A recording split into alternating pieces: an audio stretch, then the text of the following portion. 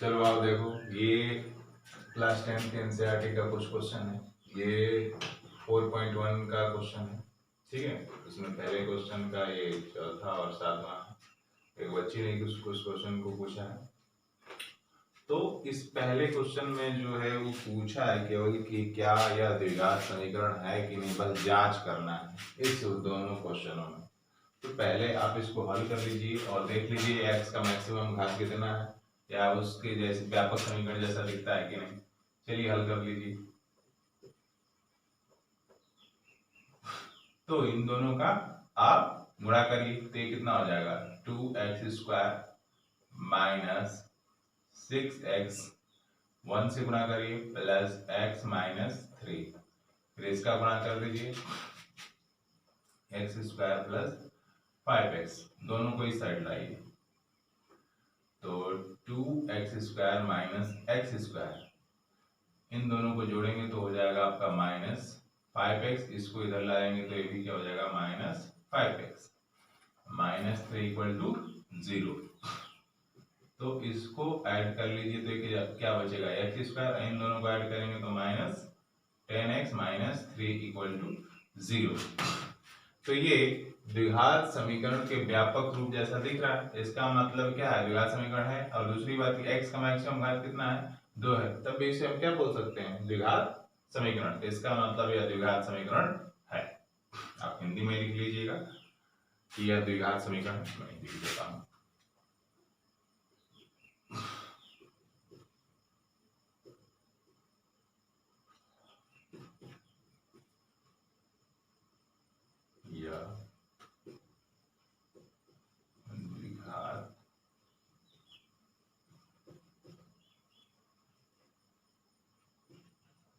समीकरण same to same यही बात करना है कि पहले इसे हल करना है और हल करने के बाद लास्ट में चेक करना है कि द्विघात समीकरण है कि नहीं है। तो यहाँ पे क्या है, क्यूब है, तो क्यूब वाला फार्मूला क्या होता है, a प्लस बी का होल क्यूब बराबर, क्योंकि फार्मूला अगर नहीं याद है तो फिर बनेगा थोड़ी, a cube plus 3a² b plus 3ab² plus b cube. हल कर दीजिए, इसमें फार्मूला में लगा दीजिए,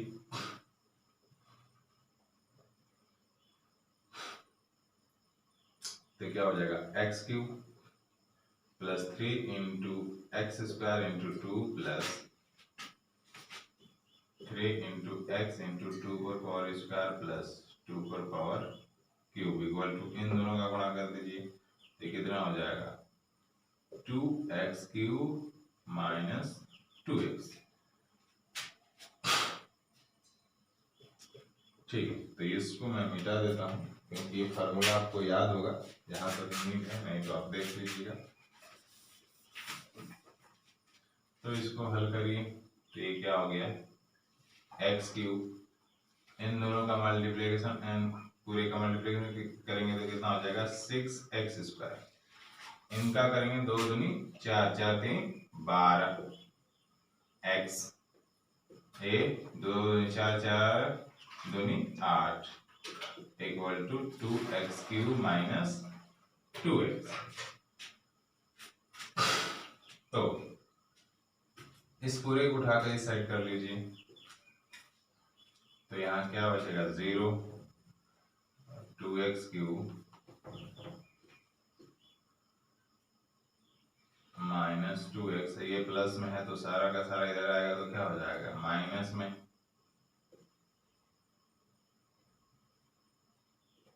x माइनस 8 इक्वल टू 0। ठीक है, तो जरा एडजस्ट करते हैं, 0 यहाँ पे नहीं लिखेंगे क्योंकि 0 पहले है, ठीक है, तो 0 को लास्ट में इस बार कर लेंगे। तो इसमें से इसको आप हटाएंगे तो क्या बचेगा x³ x³, ठीक है, इसको और इसको कर लिए। अब यहाँ पे माइनस 6x² 12 और 2 दोनों का चिन्ह समान है तो ये जुड़ जाएगा, minus 14x minus 8 equal to 0। तो यहाँ पे देखो x का मैक्सिमम घात कितना है, 3 है, 2 नहीं है, तो यह द्विघात समीकरण नहीं है। यह द्विघात समीकरण नहीं है। ठीक है,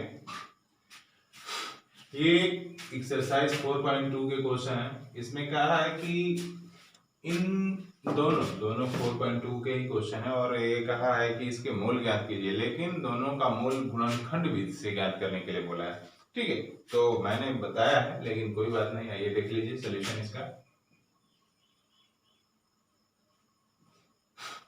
तो मैंने क्या बताया था, इन दोनों का गुणा करते हैं अभी चिन्हों के साथ। तो 2x का स्क्वायर गुणा -6x कितना हो जाएगा, -12x²। ठीक है, अभी हम -12 को माइनस और x² को रिप्लेस कर लेते हैं, केवल 12 ले लेते हैं। यहाँ 2 से जाएगा 6, 2 से जाएगा 3।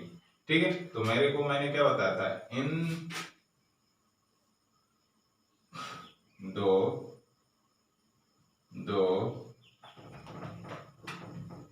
3, तो इन तीनों वर्डों को इस प्रकार से एडजस्ट करना है कि हम जोड़े या घटाएं, तो यहाँ पे 1 आना चाहिए। ठीक है, वो भी पॉजिटिव 1 आना चाहिए। तो हम क्या करेंगे, और गुणा करें तो ये इतना आना चाहिए। ठीक है, तो अब देखो इन दोनों को एक साथ जोड़ लेते हैं, 4 हो गया। 4 में से हम 3 घटा देंगे तो 1 आ जाएगा। अगर इन दोनों को जोड़ दे तो 5 हो जाता, 5 में से 2 घटा तो 3 आ जाता। तो ये अच्छा नहीं होता, तो इन दोनों को एक साथ यानी 4 3 के फॉर्म में तोड़ देते हैं। तो 4 3 अयक्स x, लेकिन किसको प्लस लें, तो बड़े वाले को प्लस लें, क्योंकि प्लस में चाहिए, ये माइनस हो जाएगा। तो अब देखो इसमें से जब इसको घटाओगे तो +x आएगा, लेकिन इन दोनों का जब गुणा करोगे तो कितना आएगा, -12x², जो हमको चाहिए था एग्जैक्टली में। बात समझ में, चिन्हों के साथ करने से यही फायदा होता है कि तुम्हारे को गलती होने का चांस खत्म हो जाता है। तो चलो इसको एडजस्ट कर देते हैं। 2x² minus 3x plus 4x minus 6 equal to 0। तो यहां से कॉमन क्या हो जाएगा, x, तो यहां बचेगा 2x माइनस 3, और यहाँ 2 कॉमन हो जाएगा, तो यहाँ 2x माइनस 3 इक्वल टू 0।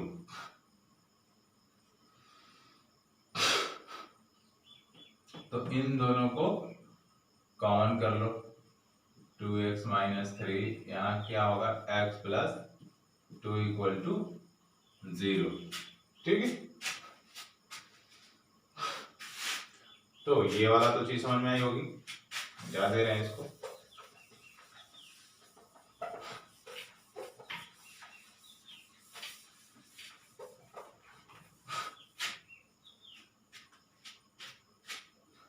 तो दोनों को अलग अलग 0 के बराबर कर लेते हैं, तो ये हो जाता है आपका 2x माइनस 3 इक्वल टू 0।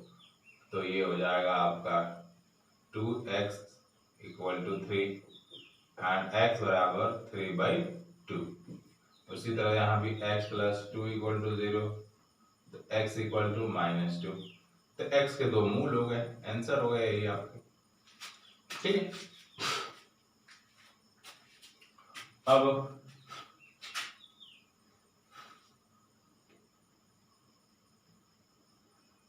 इसको भी देख लीजिए।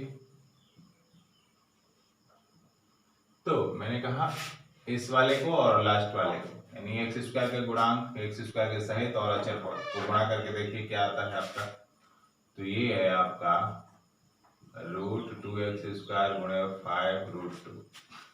तो √2 का √2 में गुणा हो जाएगा, 2 आ जाएगा। अब 5 2 में 10 x²। अब 10 को आपको तोड़ना है और बीच में 7 लाना है, तो 2 5 दोनों को जोड़ेंगे तब 7 आएगा। ठीक है, गुणा करने पर 10 आना चाहिए। तो कितना हो गया, 2x प्लस 5x। इजी है, बहुत इजी है। तो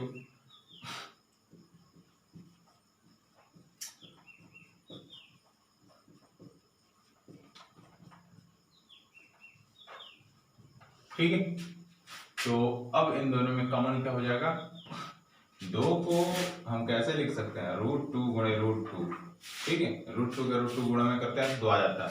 तो यहाँ रूट 2x कॉमन हो जाएगा, तो यहाँ बचेगा x है, यहाँ बचेगा केवल रूट 2।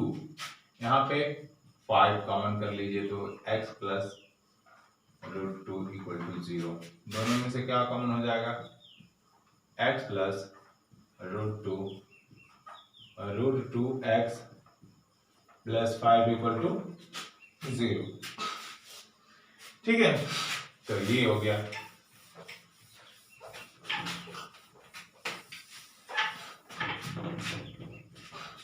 तो दोनों को ही 0 के बराबर कर लो, तो x plus root 2 equal to 0, x बराबर minus root 2, root 2x plus 5 equal to 0, तो root 2x equal to minus 5, तो x बराबर माइनस 5 बाई रूट 2, आंसर। ठीक, आइए अब हम लोग देखते हैं एनसीईआरटी का क्वेश्चन द्विघात समीकरण का। ये चैप्टर एक्सरसाइज आपका 4.3, ठीक है। तो अब ये जो क्वेश्चन है इसमें बोला है कि अगर इसके मूलों का अस्तित्व है तो इसे पूर्ण वर्ग विधि से, ठीक है, वर्गपूर्ण विधि से बनाइए। तो पहले मूलों का अस्तित्व हम कैसे चेक करते हैं, आइए देखिए। तो हमने क्या कहा था, ax², इसके द्विघात व्यापक रूप समीकरण से इसकी तुलना करते हैं और हम abc की वैल्यू ज्ञात कर लेते हैं।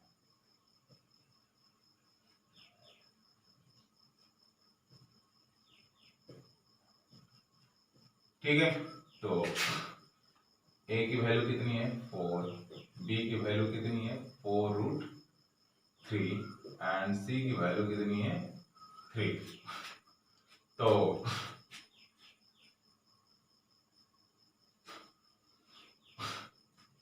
d equal to what, b² minus 4ac, तो यानी 4 रूट 3 का होल स्क्वायर माइनस 4 गुणे 3। तो यहाँ पे क्या हो जाएगा, 4 गुणे 4 2 बार, रूट 2 गुणे रूट 3 यानी 3, यानी आ जाएगा जो चौके 16, 32 48, और यहाँ भी 48 ही आ जाएगा जो कि 0 है। तो इक्वल टू 0 जब रहता है और ग्रेटर देन 0 रहता है तो मूलों का अस्तित्व होता है, ठीक है।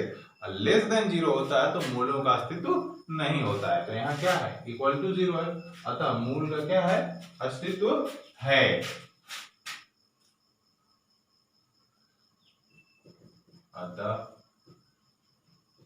मूलों का अस्तित्व है। तो अब कह रहा है कि पूर्ण वर्ग विधि से इसको हल करिए। तो चलिए देखिए, मैं 2 लाइन ले लेता हूं, शायद आसानी से हल हो जाए। ठीक है, मैं पुनः इस समीकरण को लिख लेता हूं, 4x² plus 4 root 3x plus 3 equal to 0। तो पहले तो इसके जो गुणांक होते हैं इसको हटा देते हैं, तो 4 से हम क्या कर देते हैं, भाग कर देते हैं। यहाँ हो जाएगा x² और यहाँ हो जाएगा root 3x plus 3/4 equal to 0। तो इसको हमने कैसे सिखाया था, p प्लस क्यू का होल स्क्वायर बराबर p² plus 2pq plus q²। इन दोनों को इक्वेट करके हम क्यू की वैल्यू निकाल लेते हैं। तो p बराबर x हो जाता है और 2pq बराबर ये रूट 3x। p की वैल्यू पुट करेंगे तो यहाँ हो जाएगा 2x³ equal to root 3x, x cancel, q बराबर रूट 3/2, तो q² बराबर 3/4। तो एक काम करिए, 3/4 दोनों तरफ एक बार जोड़ दीजिए, एक बार घटा दीजिए। Root 3x plus 3/4 minus 3/4। आप अगर देख रहे हैं तो आपको जोड़ने की जरूरत नहीं है, वैसे आप जोड़ सकते हैं, कोई दिक्कत नहीं है, लेकिन आप जब जोड़ेंगे तो ऊपर वाला ये जाएगा, ये वाला घट जाएगा, फिर यही वाला बचेगा। आप देख रहे हैं ना। तो अगर आप चाहें तो इस स्टेप को गायब करके हम इसी को डायरेक्टली फार्मूला बना सकते हैं, और नहीं तो आपकी इच्छा है कि हम उसी प्रोसेस से चलें जो पुराना था, तो आप कर लीजिए, इन दोनों को फार्मूला बना दीजिए, इन दोनों को जोड़ के 0 कर दीजिए। तो ये कितना हो जाएगा, x प्लस √3/2 का whole square minus 0 equal to 0। तो इसका तो कोई वैल्यू नहीं होता, ठीक है।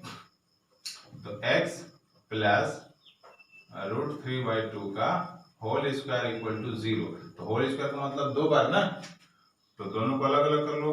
x प्लस √3/2 इक्वल टू 0,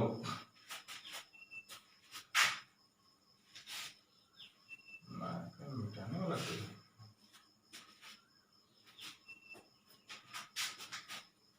ठीक है। तो ये यहाँ पे मैं लिख देता हूँ, ये है एंड पुनः x प्लस √3/2 इक्वल टू 0। तो दोनों को ही जब हल करेंगे तो -√3/2 आंसर, ये वो दोनों का सेम आया। क्योंकि जब d इक्वल टू 0 होता है तो मूल वास्तविक तथा समान होते हैं, तो दोनों क्या आया, समान आया ना। वास्तविक अस्तित्व में होने का मतलब कि कोई चीज रिप्रेजेंट कर रही हो। कहने का मतलब ये है कि अगर ये मार्कर है तो ये मार्कर आपको दिखाई दे रहा है कि नहीं, आप इसे छू के एहसास कर सकते हैं, उठा कर देख सकते हैं। पर अब मैं कहूं मेरे हाथ में कुछ नहीं है और मैं कहूं कि ना ये मेरे हाथ में मार्कर है, तो ये एग्जिस्ट नहीं कर रहा है, इसका अस्तित्व तो नहीं है। पर इसका है, जब इसको लेके कहूं तो जो वास्तविक होता है वो एग्जिस्ट करता है, जो काल्पनिक होता है वो एग्जिस्ट नहीं करता, यानी अस्तित्व में नहीं होता,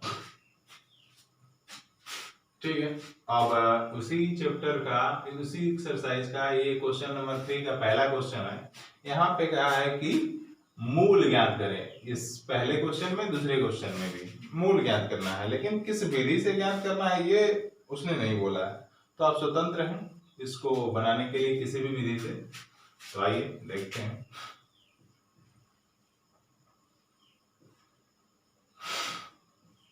एक्स स्क्वायर माइनस, लसा ले लीजिए आप, ठीक है, 3 cross multiplication, x square minus 1 equal to 3x। तो ये हो जाएगा x square minus 3x minus 1 equal to 0। तो इसका और इसमें जब गुणा करेंगे तो आपको कुछ नहीं आएगा। एक काम करते हैं, मूल जब निकालने के लिए बोल रहा है तो ज्यादातर हम लोग द्विघात सूत्र का प्रयोग कर लेते हैं डायरेक्टली, x बराबर। तो पहले तो a b की वैल्यू निकाल लीजिए, ax square plus bx plus c equal to 0 से 2 लेना करने पर। तो a बराबर 1, b बराबर -3, c बराबर -1। तो x बराबर फार्मूला क्या होता है, minus b plus minus root b square minus 4ac upon 2a, ठीक है। तो ये क्या हो जाएगा, x बराबर -3 प्लस माइनस अंडर रूट -3 का होल स्क्वायर माइनस 4 गुणे 1 गुणे -1, ये हो जाएगा 2 गुणे 1। ये हो गया 3 प्लस माइनस रूट का 3 लिखे 9 प्लस 4 बटा में √3। तो x बराबर 3 प्लस माइनस रूट 13 और ये √3 कहां से आ गया, ये 2 हो गया, ठीक है। तो अब अल्फा की जो वैल्यू आप लिखना चाहें तो लिख सकते हैं 3 माइनस रूट 13/2 एंड बीटा की जो वैल्यू आप लिख सकते हैं 3 plus root 13/2। This is the answer. दोनों मूल निकल गए। हाँ, अब इस वाले का क्या करना है कि इस वाले को पहले आपको हल करना पड़ेगा। आपको पहले लसा लेना पड़ेगा, फिर जो भी प्रोसेस होते हैं उसको पहले द्विघात समीकरण के रूप में लाना पड़ेगा, उसके बाद इसको हल करना पड़ेगा। चलो आओ देख लेते हैं।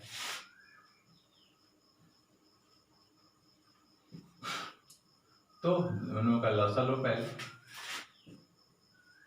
x + 4 × x - 7। तो जब इससे इसको भाग देंगे तो ये कट जाएगा, बचेगा क्या, x - 7, और x - 7 का 1 से गुणा करेंगे तो x - 7 माइनस, इससे भाग देंगे कट जाएगा, अब 1 का गुणा करेंगे तो ये बचेगा x + 4, यहाँ है 11/30। तो इसको हल करो, x - 7 माइनस x - 4 बटे में इन दोनों का गुणा कर लो, x² +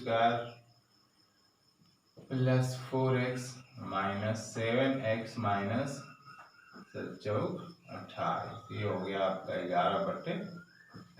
ये x कैंसिल कर गया, -11/x² - 3x - 28 = 11/30। तो ये 11 से 11 कट गया, यहाँ -1 बचा, वहाँ 1 बचा, क्रॉस मल्टीप्लिकेशन कर लो, -30 = x² -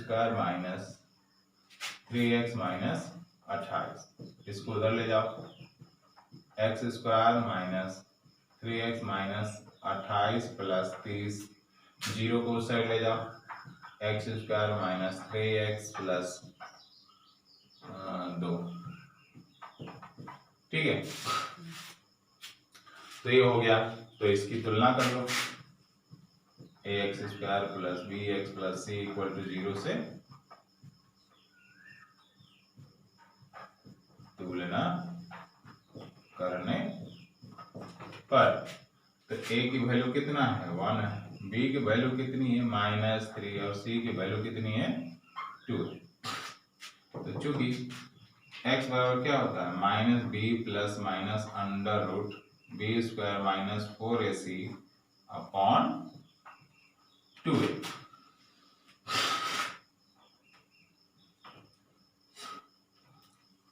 x बराबर -√3 + -√b² - 3 का होल स्क्वायर - 4 गुणे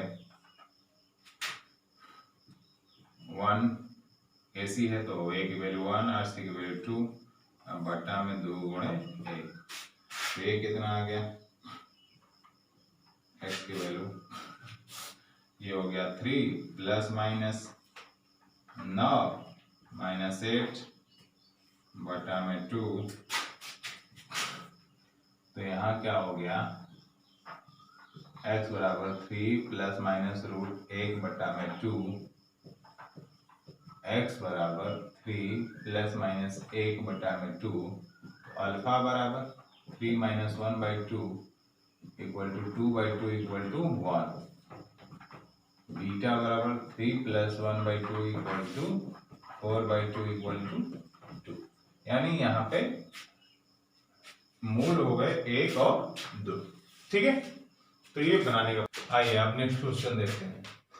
ये कह रहा है कि 3 वर्ष पूर्व रहमान की वायु, जो कि वर्षों में दी हुई है, का व्युत्क्रम, और अब से 5 वर्ष पश्चात आयु का व्युत्क्रम का योग कितना है। 3 वर्ष पहले यानी 3 वर्ष की पहले की बात कब करूंगा, आज से, वर्तमान से, और 3 वर्ष बाद या 5 वर्ष बाद, तो किससे तुलना करूंगा, वर्तमान से, ठीक है। तो ये जो 3 वर्ष पूर्व और 3 वर्ष पश्चात, 5 वर्ष पश्चात, पहले और बाद, तो वर्तमान से तुलनात्मक दृष्टि, और यहाँ इसने पूछ रखा है कि उसकी वर्तमान आयु क्या है, तो पहले जो पूछ रहा है उसको मान लीजिए,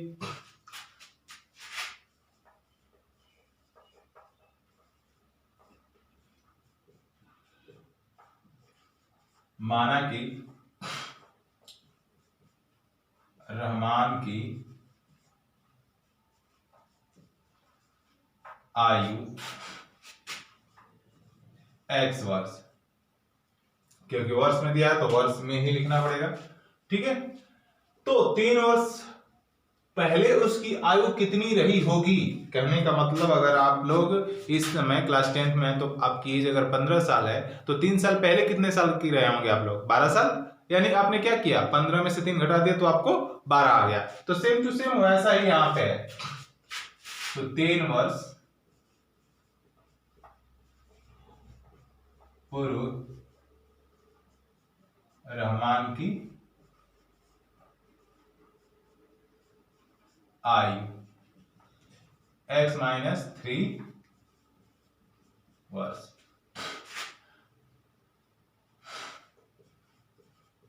5 वर्ष पश्चात रहमान की आयु इक्वल टू x प्लस 5 वर्ष। ठीक है, ये तो हो गया, इतना कोई दिक्कत नहीं है इतना करने में। अब इसने बोला है इस 3 वर्ष के पहले की जो आयु है उसका व्युत्क्रम, व्युत्क्रम का मतलब 1/, में आ जाएगा। ठीक है, और 5 वर्ष पश्चात की आयु का व्युत्क्रम का योग 1/3 है। तो मैं डायरेक्टली यहां लिख देता हूं from the question, from the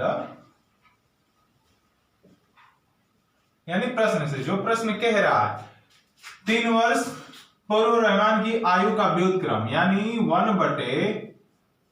1/x-3 plus योगफल बोल ही रहा है योग, और 5 वर्ष पश्चात x प्लस 5 का योगफल कितना है 1/3। ठीक है, तो आप इसको हल कर दीजिए। अब तो इसका लसा ले लीजिए, तो हो जाएगा x-3 इंटू x प्लस 5। तो यहां क्या हो जाएगा, जब इससे इसको भाग देंगे तो कट जाएगा, ये बचेगा x प्लस 5 प्लस, जब इससे इसको भाग देंगे तो कट जाएगा, ये बचेगा x-3 इक्वल टू 1/3। तो ये हो जाएगा 2x प्लस 2 और ये हो जाएगा आपका, इन दोनों का गुणा कर दीजिए तो x² minus 3x plus 5x minus 15 1/3। Cross multiplication कर दीजिए, 3 दूनी 6x प्लस 3 दूनी 6, ये हो गया x²। इन दोनों को जोड़ेंगे तो प्लस 2x, और प्लस 2x का 1 से गुणा तो कोई चेंज नहीं। ठीक है, तो ये इधर हो गया 0, पूरा का पूरा इस साइड ले जाइए, x² plus 2x minus 6x minus 15 minus 6, 0 को उस साइड कर दीजिए, x² minus 4x minus 21 equal to 0। तो गुणनखंड प्रोसेस से इसका कैसे निकालते हैं, यहाँ पे कुछ बोला नहीं है कि किस विधि से बनाना है, इस द्विघात समीकरण को हल करना है। तो आपको जौन सी सुविधा जिससे लगे आप उससे बना सकते हैं। ज्यादातर सुविधाएं आपके दृष्टिकोण आपको कहा ना, यहाँ पे मेरे को लग रहा है कि गुणनखंड विधि से बना देना चाहिए, तो मैं उसी से बना देता हूँ। तो इन दोनों का गुणा करेंगे कितना आ जाएगा 21x², 21 को ले लीजिए, तोड़ दीजिए, 3 7 1, 7 में से 3 घटा 4 आ गया, गुणा करेंगे 21 आ जाएगा। तुरंत दिख रहा था मेरे को, इसीलिए मैंने ले लिया। हाँ, इसमें से प्लस कौन लेंगे माइनस कौन लेंगे, क्योंकि यहाँ पे माइनस 21x² आएगा, प्लस माइनस चिन्हों के साथ लेंगे तो इसमें से 7 को माइनस ले लेते हैं, इसको प्लस, क्योंकि इसमें घटाएंगे तो माइनस 4 आ जाएगा, जो मेरे को चाहिए x² minus 7x plus 3x minus 21 equal to 0। ठीक है, तो ये खत्म हो गया यहाँ पे।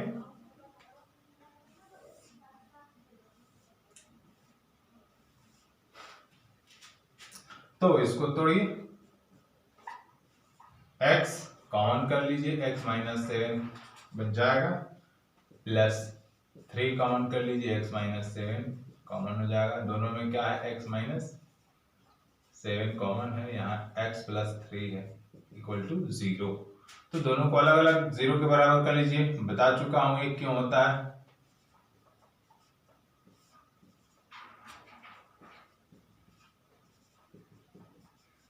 ठीक है, तो ये बताइए किसी कोई भी व्यक्ति अगर जन्म लेता है तो क्या उसकी आयु ऋणात्मक हो सकती है कि माइनस एक बार इसका हो गया कोई बच्चा, नहीं, पीछे तो ही नहीं घटेगा। हमेशा जब भी वर्ष आयु की बात की जाए तो धनात्मक होता है, ऋणात्मक संभव नहीं है। इसका मतलब ये क्या है, अमान्य है। तो रहमान की जो आयु है, वर्तमान आयु कितनी है? 7 वर्ष। अतः रहमान की वर्तमान आयु 7 वर्ष है। ठीक है, आंसर हो गया आपका। ये दूसरा क्वेश्चन देखिए,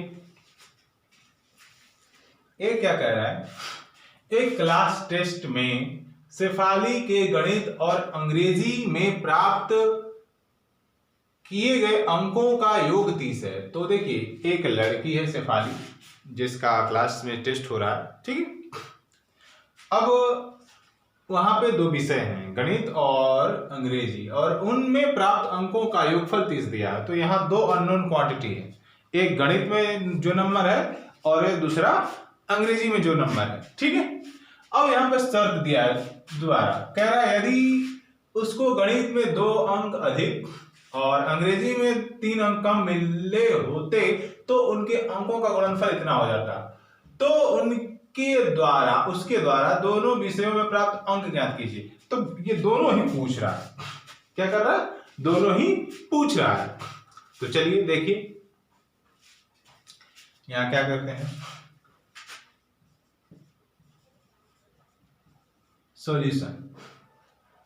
इसमें 2 पार्ट कर लेते हैं क्योंकि हमको जरूरत पड़ेगी। तो माना कि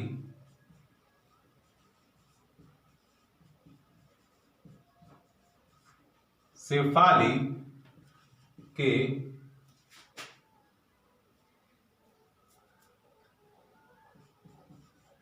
गणित में प्राप्त अंक x तथा अंग्रेजी में प्राप्त अंक कितना है? y। और उन दोनों अंकों का योगफल कितना है? 30। फ्रॉम द क्वेश्चन, तो x plus y equal to 30। तो y इक्वल टू कितना हो जाएगा? x minus 30 minus x। ये हो गया।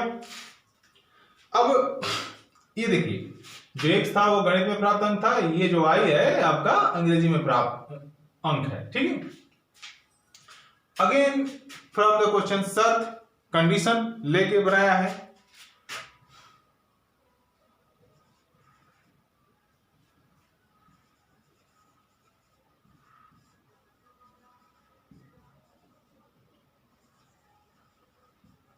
मैं एक ही बार पूरा रिलेशन को लिखने वाला हूं। कह रहा है कि गणित में अगर 2 अंक अधिक मिले होते तो x प्लस 2, ठीक है, और अंग्रेजी में 3 अंक कम मिले होते तो उनके अंकों का गुणनफल कितना होता? 210। देखिए, जो इसने बोला है मैंने वही किया है। कह रहा है यदि उसको गणित में 2 अंक अधिक, तो गणित में जितना मिला था उससे मैंने 2 अंक अधिक कर दिया, और अंग्रेजी में 3 अंक कम मिले तो अंग्रेजी में 3 अंक कम मिला। तब कह रहा है उन अंकों का गुणनफल जो था इनका गुणा कर दिया, तो कह रहा है कि 210 आ रहा है, ठीक है। अगेन फ्रॉम द क्वेश्चन, मैंने कुछ नहीं किया, जो बोला मैंने जस्ट का तस कर दिया। इसीलिए अगर आपको क्वेश्चन अच्छे से समझना है तो आप क्वेश्चन को 3-4 बार पढ़िए, वो क्या कह रहा है ऑटोमेटिक आपको समझ में आएगा, ठीक है। अब देख लीजिए, मैंने कुछ नहीं, जो क्वेश्चन बोला था बस वही करते गया। जो अननोन क्वांटिटी थी मैंने माना, उसने कहा कि भाई जोड़ना, दोनों का योगफल 30 है, 30 कर दिया। फिर कह रहा है कि भाई इसमें से अगर गणित वाले में से 2 अंक और बढ़ा दें और अंग्रेजी में 3 अंक घटा दे तो उन दोनों का जब गुणा करते हैं तो इतना आता है, हमने कर दिया, ठीक है। तो अब ये देखिए, यहां पे y की वैल्यू क्या है? 30 माइनस x। तो इसमें हम पुट कर देंगे क्योंकि जो वही हमको चाहिए, x y के फॉर्म में यहां पे नहीं निकल सकता। तो ये है x प्लस 2 गुणे 30 minus x minus 3 equal to 210। तो ये हो गया x प्लस 2, ये घट के हो जाएगा 27 माइनस x इक्वल टू 210। गुणा करो 27x माइनस एक्स स्क्वायर, अब प्लस 2 के साथ, 7 दूनी 14, हाथ में x, 4 1 5, ठीक है। 27 दूनी 54 प्लस में अब माइनस 2x इक्वल टू 210। तो ये माइनस में है तो इसको आप पॉजिटिव करना है तो आप पूरा का पूरा उस साइड भेज दीजिए, इधर 0 बच जाएगा। तो ये जो है माइनस में वो हो जाएगा प्लस में, और इन दोनों को जब जोड़ेंगे तो आपका हो जाएगा 25, वो भी प्लस में, तो उधर जाएगा तो क्या हो जाएगा माइनस। ये जो आपका 54 है ये प्लस में है, इधर जाएगा तो पहले लिख लीजिए 210 माइनस 54, ठीक है। 0 को उस साइड कर दीजिए, एक्स स्क्वायर माइनस 25x, 10 में से 4 गया 6, ठीक है। और ये आपका 10 में से 5, ठीक, इक्वल टू 0। तो यहां पे भी आप गुणनखंड प्रोसेस लगा सकते हैं। चलिए देख लेते हैं, वरना आप फार्मूले भी बनाना चाहें तो बना सकते हैं। तो इन दोनों का गुणा करेंगे तो 156 x स्क्वायर आ जाएगा, माइनस 25 के फॉर्म में तोड़ना है। तो एक तो बात क्लियर है कि अगर दोनों प्लस में है तो ये दोनों माइनस में होने चाहिए और दोनों को जोड़ने पर 25 आना चाहिए, ये पहले से डिसाइड हो जाता है। ये सवाल को थोड़ा हल्का बनाने के लिए अगर हम पहले सोच लें तो हमें आसानी से समझ में आ जाता है कि कब जोड़ना है कब घटाना है। ये दोनों क्या आएगा, 1 5 6 एक्स स्क्वायर प्लस में है और ये बीच वाला माइनस में है। तो ये बताइए जोड़ेंगे कि घटाएंगे तब आएगा। किसी भी कंडीशन में आपको जोड़ना पड़ेगा क्योंकि माइनस गुणे माइनस प्लस में आ जाएगा और दोनों माइनस को जोड़ सकते हैं। तो ये इसी से समझ में आ जाता है। चलिए हमको केवल 156 लेके चलना है। 2 से ले लीजिए, 2 7 14, 2 8 16, 2 से चला जाएगा, 2 3 6, 2 9 18, 3 से चला जाएगा तो हो गया 2 2 4, 4 3 12, 12 13, 12 के बाद 24 1 25, जोड़ने पर आ गया, ठीक है। 12 13 तो हम कर लेते हैं, x square minus 13x minus 12x plus 156 equal to 0। x common करिए, x माइनस 13 माइनस 12 कॉमन करिए, x माइनस 13 इक्वल टू 0, ठीक है।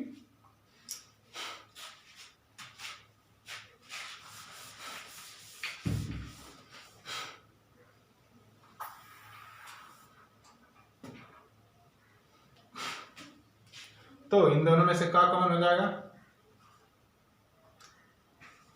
x minus 13 x minus 12 equal to 0। तो यहां हो जाएगा x minus 13 equal to 0, x equal to 13, x minus 12 equal to 0 और x equal to 12। तो दोनों पॉजिटिव आ गया। इसका मतलब यहां पे कह रहा है कि हो सकता है कि उसके गणित में 2 संभावनाएं हैं, या तो 13 आया होगा या तो 12 आया होगा। तो अगर गणित में 13 आया होगा तो अंग्रेजी में कितना आया होगा, अगर गणित में 12 आया होगा तो अंग्रेजी में कितना आया होगा। चलिए इसको लेके चलते हैं।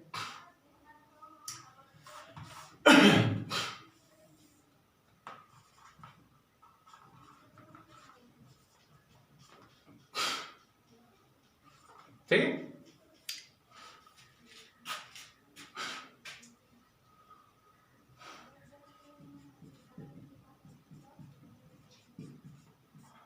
गणित में प्राप्त अंक बराबर 13, तो अंग्रेजी में प्राप्त अंक बराबर, तो ये क्या था 30 माइनस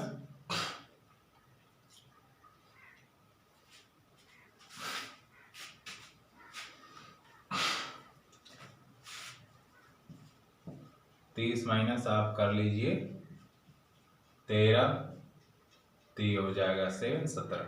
ठीक है। और अगर 12 होगा तो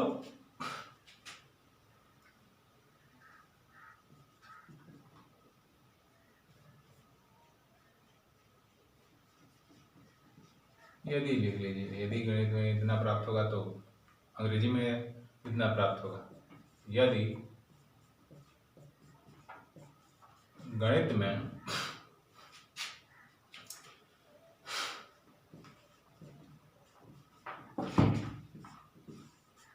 प्राप्त अंक इक्वल टू 12, तो अंग्रेजी में प्राप्त अंक बराबर 30 माइनस एक्स है, तो 30 माइनस एक्स की जगह पे क्या रख लेंगे 12, तो ये आ जाएगा आपका 18। अब देखिए इन दोनों को जोड़ेंगे तो 30 आएगा दोनों को, तो ये पहले शर्त को तो फॉलो कर रहा है चेक करने के लिए। अब आपको अगर कंफ्यूजन हो कि ये गुणा करने पर ऊपर वाला आएगा कि नहीं आएगा, तो आप दोनों में से कर सकते हैं, कोई दिक्कत नहीं है। ये देखिए 13 में 2 जोड़ दीजिए 15 हो गया, ठीक है, गुणे 17 में से 3 घटा दीजिए, बोला ना 3 घटाने के लिए, तो 17 में से 3 घटाएंगे कितना हो जाएगा 14। अब इसका गुणा कर लीजिए, यहां देख लीजिए इसमें गुणा कर 2 जोड़ दीजिए, तो 12 2 14 गुणे और 18 में से 3 घटा लीजिए 15, दोनों सेम नहीं है, दोनों सेम है। इसका मतलब ये दोनों आंसर ही क्या है, सही है। आप इसको चेक कर सकते हैं, ये चेक करने का प्रोसेस मैंने बताया।